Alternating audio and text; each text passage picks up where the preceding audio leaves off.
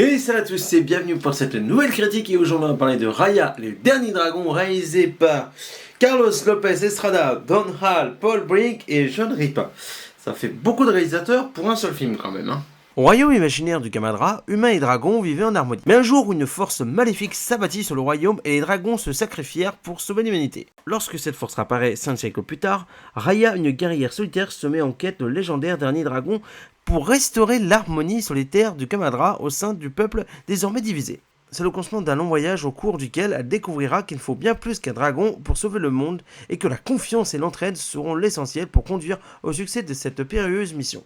Donc c'est un film que je n'attendais pas spécialement, parce que déjà en voyant la bande-annonce, je me suis dit j'ai l'impression de voir un Réponse mélangé avec de Vaiana et de Reine des Neiges. Enfin, quand je parle de l'animation, entendu, j'ai l'impression que tout se ressemblait, des trucs qu'on a déjà archi vus. En lisant le pitch, je me dis bon, ouais, ça a l'air classique quoi. Et en plus de ça, Disney a pris la décision de le sortir directement sur la plateforme Disney+, au lieu de le sortir en salle. Donc d'un côté, le film est sorti en mars aux États-Unis, alors que nous, les salles étaient encore fermées. Et à la fois, ils l'ont sorti en premium sur leur plateforme Disney+, pour 30$. Donc, les salles n'étaient pas ouvertes, ils l'ont repoussé jusqu'avril, puis ils l'ont avancé, puis après ils se sont dit bon, qu'est-ce qu'on fait? Eh ben on va le mettre sur Disney Plus gratuitement en France, parce que oui. Donc je vais être honnête quand même si ça me fait chier pour les exploitants, ça me fait chier pas l'avoir vu en salle malgré tout, je comprends un peu la décision de Disney, parce que quand on voit qu'un film est à peine sorti sur une plateforme de streaming légale, que ce soit Netflix, Disney Plus, Prime Video, Apple TV, etc., se retrouve directement peu de temps en illégal sur une plateforme. Donc c'est ce qui s'est passé avec Raya et le dernier dragon, qui était dispo sur les plateformes de streaming à peine quelques heures sorties sur des plateformes Disney+, donc je crois qu'il est sorti également dans quelques pays en Europe, également en premium, donc y a un mec généreux qui a voulu le mettre sur la plateforme, bon. Bref, d'un côté ça fait une perte d'argent, en plus de ça il n'a pas spécialement marché en salle, je crois que même sur la plateforme Disney+, les chiffres ne sont pas fameux, mais après, n'oublions pas que Disney sortent les chiffres qu'ils veulent, que c'est marché ou non. Hein, ils disent ce qu'ils ont envie, que ce soit Disney ou même Netflix ou Prime Video, bref, c'est la même chose. Donc ce film, je l'ai vu, et personnellement, j'ai trouvé ça sympa, mais sans plus. Parce que j'ai l'impression de voir du classique, parce qu'en plus de ça, on te rabâche sans finesse, sans cesse, la confiance. Oui, la confiance est important, la confiance de la famille, des amis, la confiance. On te le rabâche au mot je ne sais pas combien de fois, en devenir lourdingue. Et c'est dommage, parce que je trouve que niveau de l'animation, c'est plutôt beau, comme Disney c'est toujours plutôt bien faire depuis pas mal d'années, on va pas se mentir. C'est quand même bien à regarder, tu passes un moment sympathique, c'est pas nul, c'est pas détestable.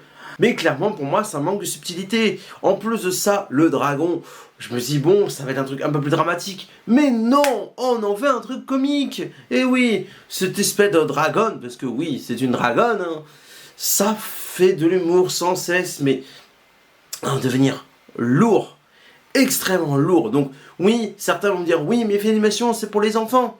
Oui, peut-être, mais il y a des films d'animation comme Disney ont fait, ou même Pixar, qui appartient à Disney, qui ont fait le côté enfantin, rigolo, beau, allez, on amuse les enfants, on amuse la galerie, mais aussi, il y avait le côté subtil, relecture pour les adultes. Et ben là, j'ai pas eu l'impression qu'il y avait une relecture pour les adultes, en fait. Et c'est ça qui me pose problème aussi, parce que moi, étant adulte, j'aime bien regarder les films d'animation, mais j'aime bien qu'on me fasse passer un message un peu plus adulte, ce qui a été le cas de beaucoup de Disney. Et en plus, je trouve pour un film de cette ampleur, visuellement je parle surtout, il a coûté environ 100 millions de dollars, un peu plus même, et je trouve pour un film de cette ampleur, ça reste une somme assez basse pour l'animation qu'elle propose, et contrairement surtout à d'autres Disney, comme l'Art des Neiges, qui a coûté le double. Donc voilà, après, une fois plus je le redis, j'ai souvent dit, le budget ne fait pas tout dans un film. C'est que, en plus, dans ce Disney, c'est que je l'ai vu et je l'ai vite oublié. Parce que c'est tellement classique et c'est tellement osef à souhait que ça propose pas grand chose en dehors de son visuel. Et en plus, à répéter sans cesse la confiance. et tu retiens que ça en fait. Le fait qu'on t'ait répété je sais pas combien la confiance, et que voilà, c'est beau, t'as passé un bon moment. Voilà, au revoir, voilà, maintenant, bon, c'est quoi le prochain Disney?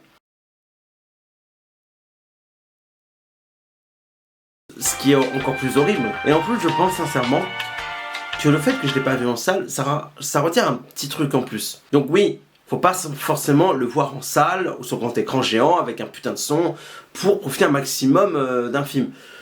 Oui, certes, tu peux voir un film chez toi et passer un excellent moment, de le considérer comme un chef-d'œuvre, etc., etc. Ça, je l'ai déjà dit. Parce que le problème de ces films de plateforme, comme Raya ou comme sera le Luca qui sortira dans quelques semaines, c'est que il va vite oublier, en fait, parce qu'il y a tellement de choses qui sortent sur les plateformes, ou même Disney+, il y a tellement de choses, et en plus de ça, le film sort là, je n'ai vu quasiment aucune communication, que ce soit dans les métros, sur les arrêts de bus, des affiches, parce que là, il y a pas longtemps, j'ai vu des affiches pour Deadpool, comme quoi il arrivait sur Star, sur Disney+.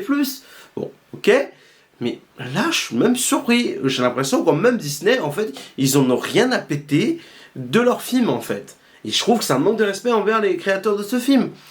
Et je trouve, c'est dommage. Même si moi, je trouve sympa, mais après, le reste, je m'en fous.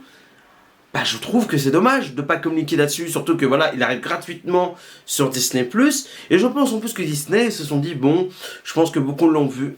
Et je pense que Disney sont pas débiles, ils savent très bien que beaucoup l'ont déjà vu illégalement, on va pas se mentir, je pense que c'est un peu pour ça qu'ils s'en foutent, ils préfèrent miser sur Cruella, qui sortira en France en salle le 23 juin, alors qu'il est déjà dispo au cinéma ou sur Disney Plus en premium aux États-Unis, mais qui est déjà dispo illégalement à peine quelques heures après, ce qui va être le cas de Black Widow, donc, alors qu'ils préfèrent sacrifier Luca par exemple. Donc bref, après avoir craché sur tout ça, je vous donnais vite fait un avis général. Je trouve que là c'est un Disney sympathique, on passe un bon moment, vous allez passer un bon moment en famille, je vais être honnête, si vous êtes parents, vous verrez avec vos enfants, vous allez passer un bon moment.